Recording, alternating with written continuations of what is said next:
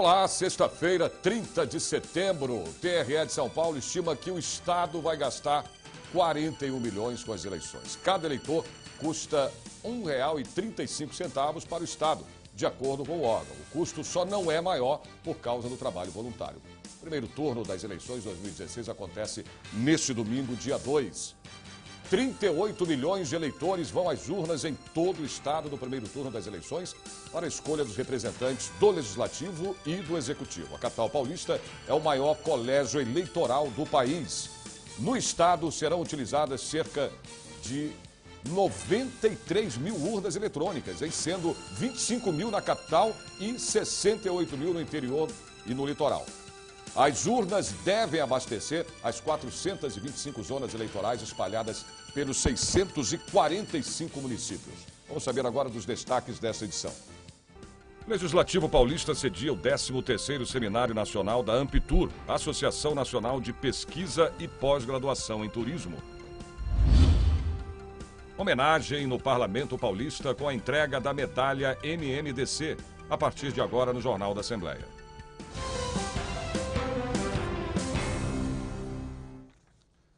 O Jornal da Assembleia tem acompanhado desde quarta-feira o 13º Seminário Nacional da Amptur, que é a Associação Nacional de Pesquisa e Pós-Graduação em Turismo, que acontece aqui na Assembleia Legislativa.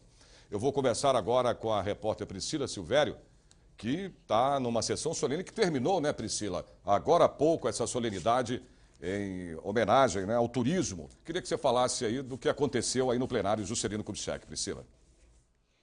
É isso mesmo, Sérgio. Acabou há pouco. Bom, Sérgio, o Brasil, ele é o principal destino quando os turistas vêm para a América Latina. E quando se fala em turismo de negócios, São Paulo é a cidade mais procurada. Bom, então trazer essa discussão aqui para dentro da Assembleia Legislativa é muito importante, principalmente para fortalecer o setor, que representa 3% do PIB nacional. Na abertura aqui da sessão solene, o presidente da Assembleia Legislativa, o deputado Fernando Capês, esteve aqui e ressaltou a importância desse setor para a economia, também a necessidade de criar políticas públicas e também falou sobre que a TV Assembleia em breve vai ter um programa que fala sobre turismo, para fomentar ainda mais esse setor que é tão importante para a nossa economia. Bom, durante esta semana, como você já disse, nós recebemos aqui na Assembleia a 13ª Semana Nacional da Amptur, para debater vários assuntos. E você vai acompanhar agora na reportagem da Silvia Garcia como foi essa semana. O evento é itinerante e acontece em cidades com universidades que têm mestrado e doutorado em turismo no currículo acadêmico.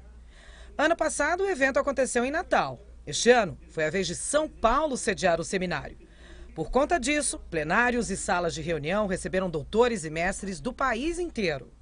Nós resolvemos realizar o evento aqui na LESP pelo fato de trazer a discussão do turismo para o centro da administração política do Estado. Isso a gente acredita que eleva a importância dessa atividade, desse fenômeno de inclusão social, de divulgação das belezas naturais, de geração de riquezas e do estabelecimento da paz mundial, obviamente.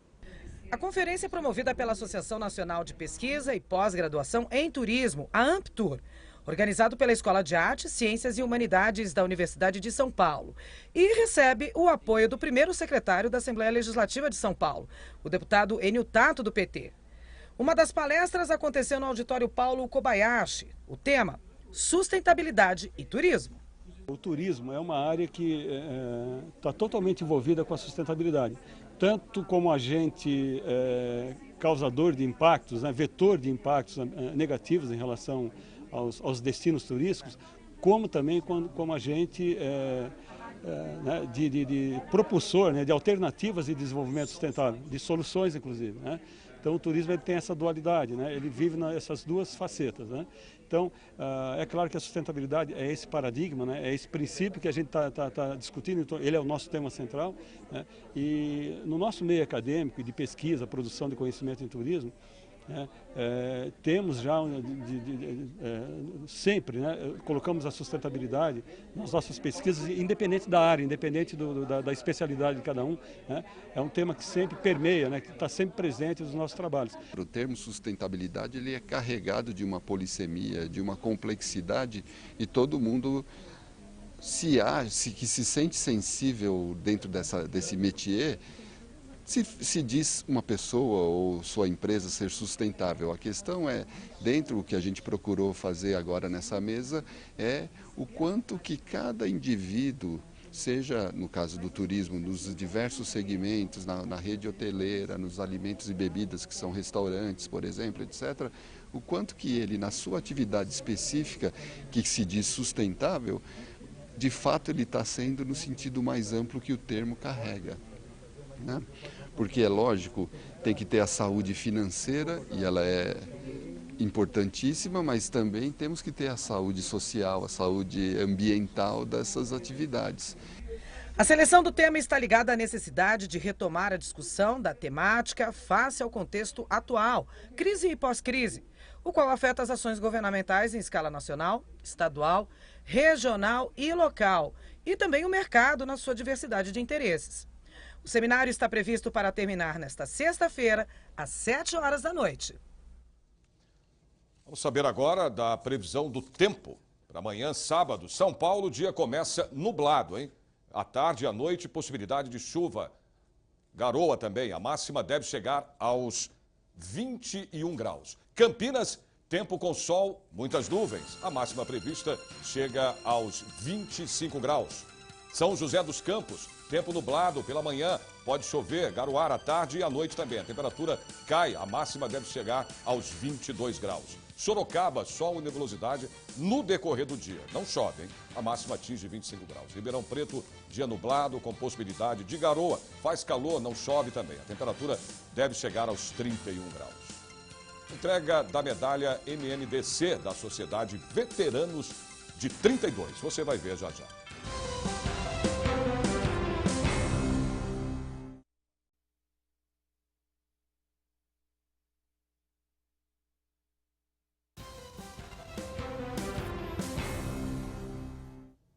Noite de homenagem aqui na Assembleia Legislativa na entrega da medalha MMDC da Sociedade Veteranos de 32. A sigla MMDC representa os sobrenomes Martins, Miragaia, Drauzio e Camargo, 4 estudantes que se tornaram mártires da Revolução Constitucionalista de 1932, mortos em protesto contra o governo Getúlio Vargas. A medalha MMDC foi instituída pela Sociedade Veteranos de 32 e oficializada por decreto estadual.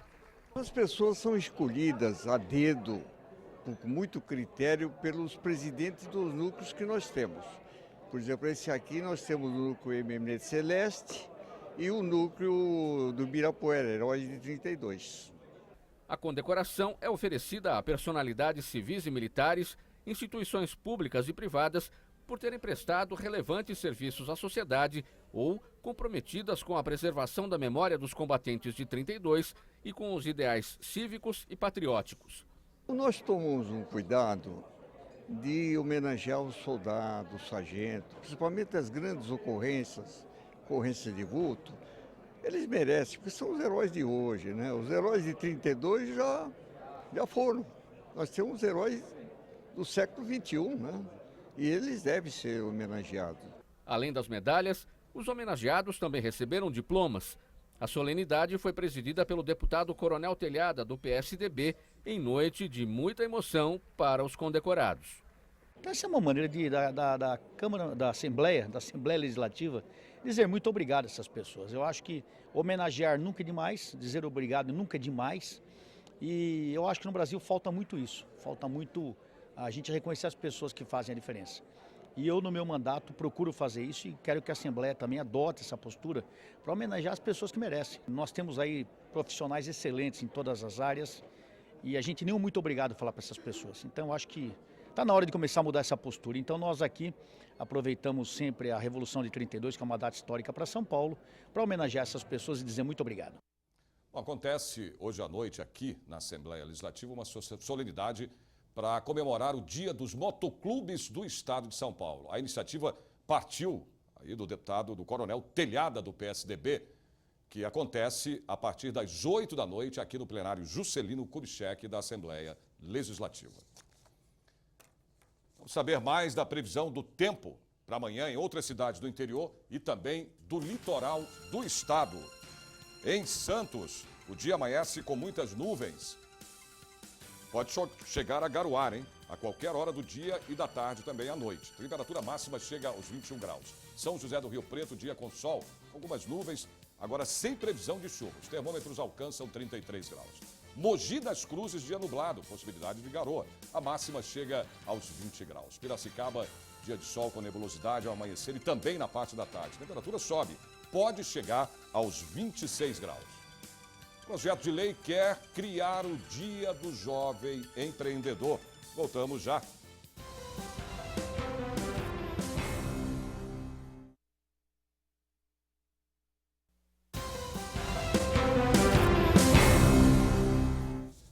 O projeto de lei que tramita aqui na Assembleia Legislativa pretende instituir o Dia do Jovem Empreendedor.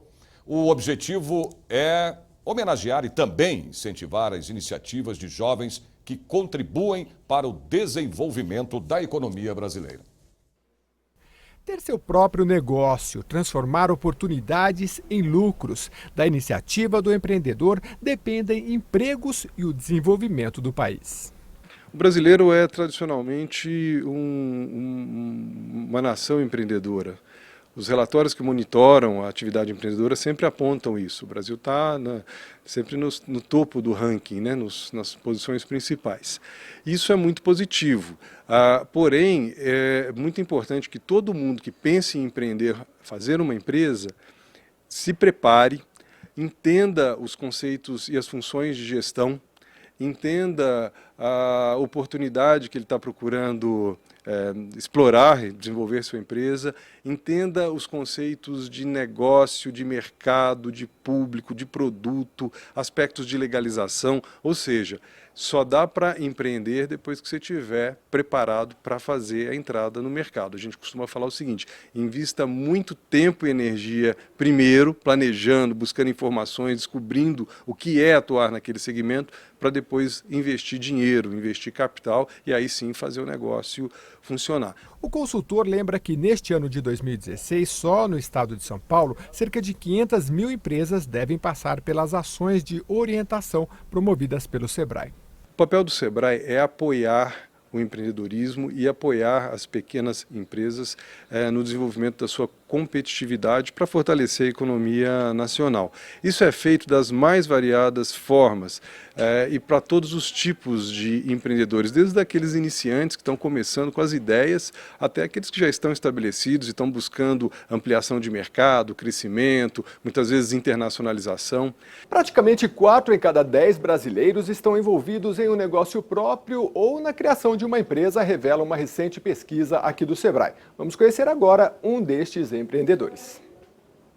Camilo começou a empreender com 14 anos. Sua empresa é responsável pela fabricação do primeiro beacon nacional. Este aparelho que identifica por meio de um aplicativo as promoções de comerciantes próximos a um smartphone, por exemplo. O que nos dá muito orgulho, o resultado é o primeiro beacon, o primeiro dispositivo emissor de Bluetooth, para microlocalização e para comércio, para marketing e comércio nacional, 100% com tecnologia nacional e que está sendo lançado agora em outubro. E o que ele faz?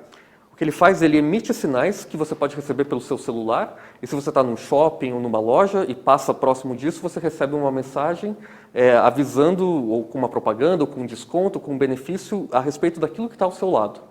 Então, se você está comprando calçado, por exemplo, e tem um beacon desses, do lado de um calçado, você pode chegar ali e receber mais informações sobre aquele calçado em particular. Com 26 anos, Camilo é responsável pela direção geral e estratégica de novos negócios da empresa. Engenheiro de computação pela USP, passou pela Universidade de Copenhague e pelo MIT, o maior instituto de tecnologia do mundo. O empreendedor está disposto a tomar riscos, muito mais do que um trabalhador convencional. Sabe que tem riscos envolvidos naquela atividade, mas está disposto a aceitá-los, né? Mesmo dependendo do que pode acontecer, as incertezas ou as imprevisões a respeito da empresa, está disposto a tomar e, acima de tudo, tem um sonho muito maior de construir algo muito maior, né? Então, o risco e o retorno estão juntos aí, né?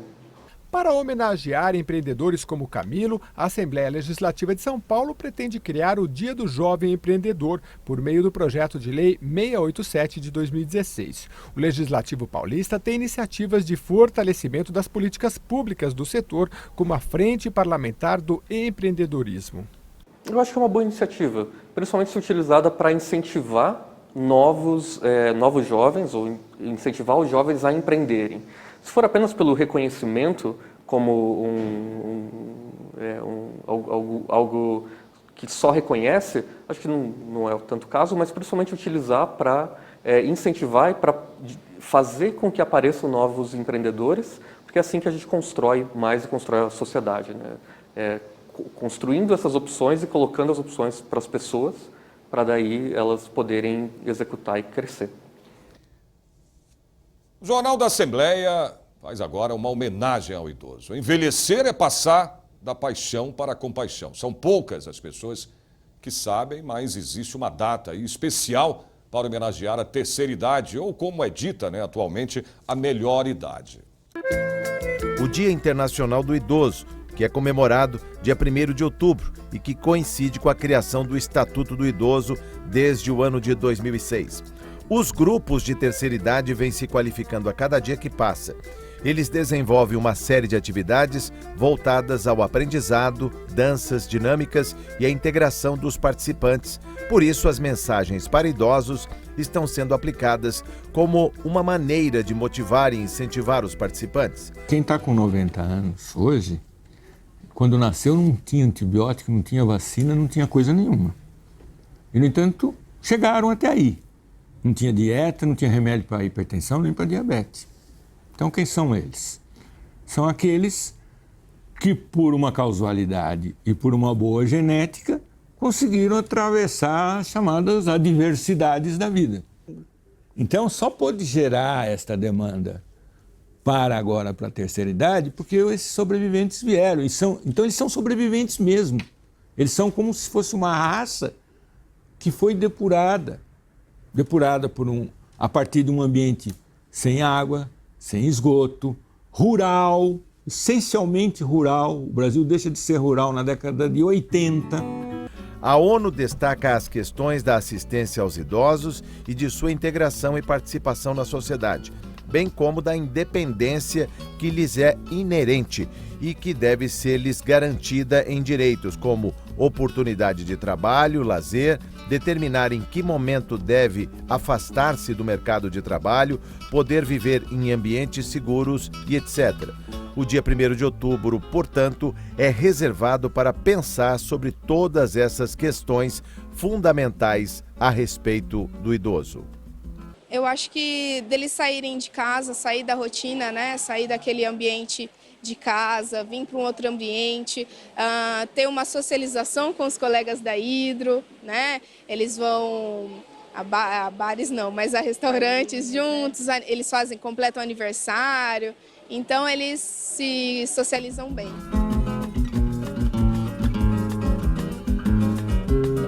Quando a velhice chegar, aceita-a, ama-a. Ela é abundante em prazeres se souberes amá-la. Os anos que vão gradualmente declinando estão entre os mais doces da vida de um homem. Mesmo quando tenhas alcançado o limite extremo dos anos, estes ainda reservam prazeres. Sêneca, filósofo romano. Pois é, como foi dito aí no início dessa reportagem, o Dia do Idoso é comemorado amanhã, sábado, 1º de outubro. Portanto, gente, muito carinho, muito respeito e, claro, desejamos felicidades aos nossos velhinhos, né?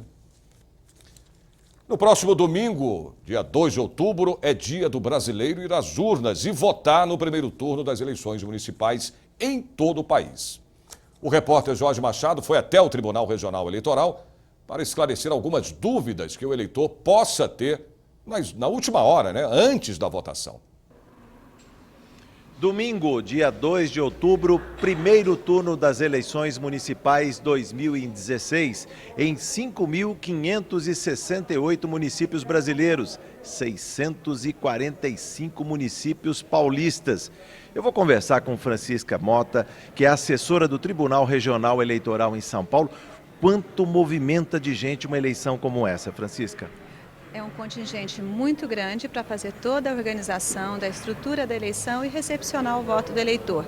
Só no estado de São Paulo nós temos mais de 400 mil pessoas envolvidas nisso.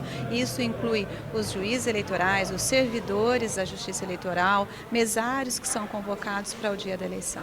Sim, nós estamos na sala de imprensa que vai receber um batalhão de jornalistas aqui no domingo, quando fecharem as urnas. Como é que é o movimento daqui? É uma eleição muito rápida, não é? Possivelmente a apuração será rápida, tem sido assim a cada ano, tem um aumento da tecnologia e isso facilita a apuração. Aqui, especificamente na sala de imprensa, nós preparamos uma estrutura, os veículos de comunicação vêm, se instalam e fazem transmissões diretamente daqui. Este é um fundo que aparecerá na tela da TV, de onde os jornalistas farão os seus boletins. O que falar para o eleitor que deve se preparar para a eleição de domingo? Sua Excelência, o eleitor, que essa hora deve estar procurando nas gavetas aí o título do eleitor, não é verdade? Sim, a Justiça Eleitoral recomenda que realmente leve o título de eleitor para facilitar a identificação da sessão eleitoral, mas o documento obrigatório a ser levado é um documento de identificação com foto. Sim. Quanto tempo leva para o eleitor fazer a escolha do prefeito e do vereador? Existe um tempo para isso?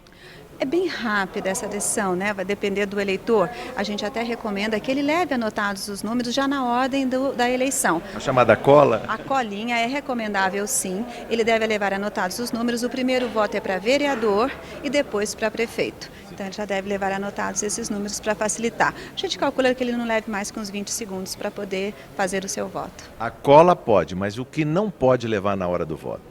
Não deve levar o celular, porque ele não pode interferir na votação dele, não pode fazer registro do voto dele, o voto é secreto. É importante que ele não use camiseta, que ele não use boné. Ele pode sim ter uma manifestação individual e silenciosa da preferência dele, mas isso pode ser se manifestado com um broche, até com adesivo, até com uma bandeira, mas desde que seja a manifestação dele, sozinho. O que não pode é que influencie a vontade do outro. Cada eleitor tem que ter a sua escolha consciente. Se o eleitor for flagrado tirando foto da urna para disseminar nas redes sociais, ele pode receber uma sanção?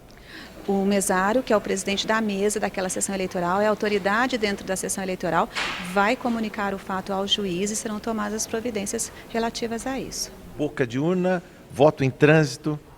Boca de urna não pode, é crime no dia da eleição. O que é a boca de urna? É alguma manifestação que se influencia a vontade de outro, né? Como eu disse, cada pessoa tem que fazer a sua escolha de forma consciente, ninguém pode influenciar nisso. Voto em trânsito não existe, existiu na eleição passada para o cargo de presidente. Neste ano as eleições são municipais, então cada eleitor deve comparecer à sua sessão eleitoral. Novidade da eleição desse ano, se fala na biometria 100% em 15 cidades paulistas, é isso? Sim, 15 cidades onde já foi feita toda a coleta de 100% daquele eleitorado. Mas nós também teremos algumas experiências de identificação mista. Por exemplo, cidades como São Paulo, em que já houve a captação dos dados biométricos do eleitor, porém nem todo o eleitorado passou pela biometria. Em São Paulo vai ser a identificação normal pela identificação de documento. E em algumas cidades haverá essa experiência em que pessoas que já tiveram a coleta de biometria, de dados biométricos, vão ser identificados pela biometria. E outros que ainda não fizeram pela documentação, como sempre. Quem tiver alguma dúvida pode entrar no site do Tribunal Regional Eleitoral São Paulo ou ligar para cá? Sim, pode entrar no site do tribunal, tem dúvidas com relação aos eleitores, ele pode consultar a situação do seu título eleitoral, confirmar o seu local de votação e sessão eleitoral. Eleitor que não votar, qual é o tipo de sanção? Se ele estiver no dia da eleição, ele pode fazer no dia da eleição, está fora da cidade onde ele é eleitor. Então ele pode fazer uma justificativa em qualquer local de votação, né, posto justificativa, e ele tem que levar um formulário preenchido com o número do título de eleitor. Essa é a justificativa para quem está fora, é a do dia, é automática. Porém, se no dia, seja a pessoa que tenha estado fora da sua sessão, do seu domicílio eleitoral, ou mesmo que está dentro dele, mas teve algum motivo justo e não conseguiu votar. Então ela tem 60 dias contados da data da eleição para poder apresentar ao juiz eleitoral o motivo dessa ausência. Então, essa justificativa vai ser apreciada pelo juiz eleitoral. Quem trabalha no domingo não pode justificar o trabalho como ausência na hora do voto. Existe previsão legal de que nenhum empregador pode embaraçar o exercício do voto. Então, os empregadores deverão fazer escalas, de modo a que todos os eleitores possam comparecer e exercer o dever e o direito de votar. Que não é só no dia 2 de outubro. Em algumas cidades paulistas, com mais de 200 mil eleitores, vai ter o segundo turno. Tem a possibilidade de segundo turno, caso... 30 de outubro, caso os candidatos que estão concorrendo lá, nenhum deles tenha alcançado a maioria absoluta da votação. Muito obrigado e uma boa eleição para você. Conversei com Francisca Mota, que é assessora do Tribunal Regional Eleitoral em São Paulo. Sérgio, é com você. Ok, Jorge, portanto, está aí dicas, né, do TRE para que no domingo você vote consciente. Previsão do tempo para amanhã, sábado, em mais cidades do interior do estado. Franca, dia nublado pela manhã, com possibilidade de garoa à tarde e também à noite. A máxima prevista é de 31 graus. Bauru, céu com muitas nuvens, sem previsão de chuva. A temperatura sobe um pouco, pode chegar aos 29 graus. Limeira, dia com sol entre nuvens, a máxima atinge 27 graus. Marília, dia de sol com nebulosidade, a máxima prevista chega aos 28 graus. Por hoje é só, o Jornal da Assembleia termina aqui, mas você pode acompanhar toda a programação da TV Assembleia SP através do portal, que é o al.sp.gov.br. A gente se vê de novo na segunda-feira, a partir do meio-dia. Um ótimo final de semana para você e até lá.